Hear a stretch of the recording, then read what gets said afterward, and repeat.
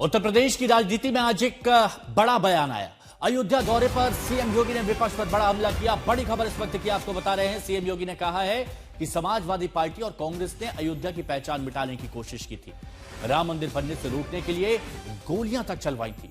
CM योगी ने कहा कि एसपी कांग्रेस के राज में हनुमानगढ़ी की सीढ़ियों पर नमाज पढ़वाई जाती थी। जो ये लोग आस्था की बात करते हैं, याद करो ना, इन्होंने तो हमारी पवित्र हनुमानगढ़ी में इन्होंने तो वहां नमाज भी पढ़वाने का काम किया था। आप सोचो,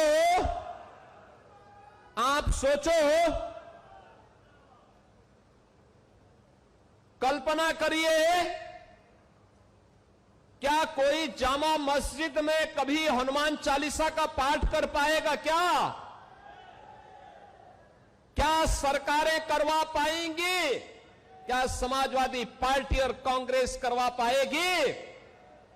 अगर नहीं करा पाएगी तो ये पाप क्यों करवाया गया था? अयोध्या में हनुमानगढ़ी की सीढ़ियों पर नमाज पढ़वाने का पाप क्यों करवाया गया था? कौन करवा रहा था ये?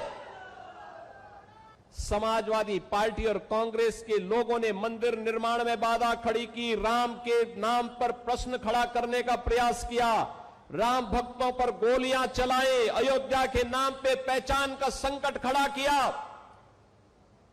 ये डबल इंजन की सरकार आई, भगवान राम का भव्य मंदिर का निर्माण हो गया, कोई रोक नहीं पाया। तो अयोध्या की सरयू में विकास की गंगा बहाने का दावा करते हुए सीएम योगी ने विपक्षी दलों पर और भी निशाना साधा। सीएम योगी ने कहा कि जो लोग कहते थे अयोध्या में परिंदा भी पर नहीं मार सकता, आज वो देख रहे हैं कि अयोध्या में लाखों लोग आ रहे हैं, लाखों श्रद्धालु भगवान राम के दर्शन के लिए अयोध्या पहुंच रहे हैं। सीएम योगी ने आज जनपद अयोध्या की बीकापुर विधानसभा इलाके में 432 करोड़ से अधिक लागत की 217 विकास परियोजनाओं का लोकार्पण किया। यह कार्यक्रम बीकापुर से सोहावल ब्लॉक में आयोजित किया गया था। तो अयोध्या के चढ़ावा चोरी केस में अगले हफ्ते एसआईटी की फाइनल रिपोर्ट आने वाली है, यह बड़ी खबर। उससे पहले एसआईटी के अफसर अयोध्या दौरे पर भी आने वाले हैं, लेकिन इसी बीच अयोध्या में चोरी कांड के साइड इफेक्ट नजर आने वाले हैं। ये बड़ी खबर आपको बता रहे हैं। एसआईटी के आगामी दौरे से ठीक पहले राम मंदिर में दान की गिनती करने वाले लगभग 2 दर्जन कर्मचारियों ने सामूहिक इस्तीफा दे दिया है, जिसके बाद गुरुवार को केवल 1 दर्जन के आसपास गर्दाकर्मी ही ड्यूटी पर पहुंचे। राम मंदिर में ड्यूटी कर रहे कर्मचारियों की दबी जुबान में शिकायत आने लगी है कि चोरी करे चोर, अंजाम भुगते कोई और।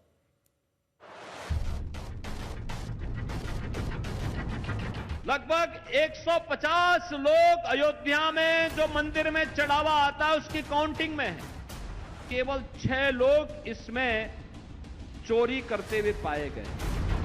2 लोग उसमें साजिश का पार्ट थे, यानी कुल 8 लोग।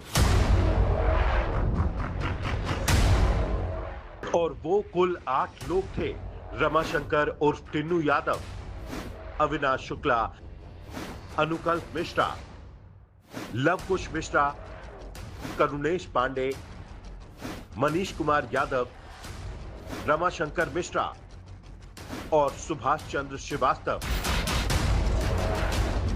बस इन्हीं 8 लोगों की करतूत का अंजाम अब अयोध्या के राम मंदिर में काम कर रहे सैकड़ों कर्मचारियों को भुगतना पड़ रहा है, क्योंकि नई व्यवस्था में सुधार के नाम पर जो कदम उठाए जा रहे हैं वो कर्मचारियों पर भारी पड़ रहे हैं।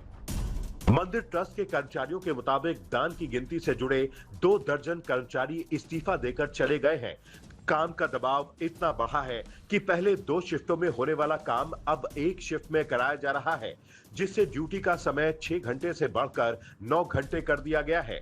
इतना ही नहीं, सूत्रों के मुताबिक कर्मचारियों का आरोप है कि उनका मासिक वेतन भी घटा दिया गया है और अलग अलग कर्मचारियों को अलग अलग वेतन दिया जा रहा है। उनकी मासिक छुट्टियों में भी कटौती कर दी गई है। इसका विरोध करते हुए ट्रस्ट के ईमानदार कर्मचारियों ने विरोध दर्ज कराया और खबर है कि एसबीआई तुलसी उद्यान शाखा और संबंधित सुरक्षा एजेंसी को मांग पत्र के साथ इस्तीफे सौंप दिए हैं। उधर बैंक सूत्रों के अनुसार नए कर्मचारियों की भर्ती की प्रक्रिया शुरू की जाएगी, लेकिन चाहवा चोरी प्रकरण के बाद कड़े सत्यापन के कारण इसमें समय लग सकता है। वैसे चाहवा चोरी प्रकरण के बाद कर्मचारियों पर ही नहीं, अब ट्रस्ट के पूर्व पदाधिकारियों के भी अधिकार और जिम्मेदारियों में तब्दीली आई है और नए बदलाव के तहत चंपत राय, अनिल मिश्रा और गोपाल राव की वो आईडी निरस्त कर दी गई है जिसका इस्तेमाल करके वीआईपी पास जारी कराए जाते थे। उसके बदले ट्रस्ट में निर्मोही अखाड़े के प्रतिनिधि दिनेंद्र दास को वीआईपी पास जारी करने वाली आईडी दे दी गई है।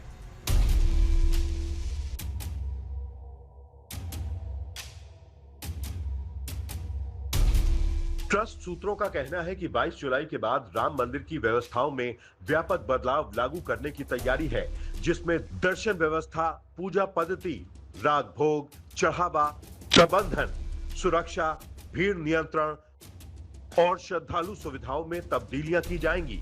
इनके लिए संतों और रामानंदीय परंपरा के विद्वानों के सुझाव लिए जा रहे हैं। तैयारी है कि 22 जुलाई को होने वाली बैठक में ट्रस्ट के नए महासचिव और रिक्त पदों पर नए सदस्यों के चयन पर भी फैसला हो जाए। ट्रस्ट के कोषाध्यक्ष गोविंद देवगिरी ने संकेत दिए हैं कि संत समाज के सुझावों के आधार पर व्यवस्थाओं को और बेहतर बनाया जाएगा। आशीष श्रीवास्तव, अयोध्या आज तक। और अब आपको दिखाते हैं कि चढ़ावा चोरी केस की जांच कर रही पुलिस ने जब पिछले 2 दिनों तक 3 आरोपियों से 40 घंटे की पूछताछ की तो क्या क्या खुलासे हुए हैं। चढ़ावे की चोरी से कैसे शेयर मार्केट से लेकर सूदखोरी तक के धंधे हो रहे थे।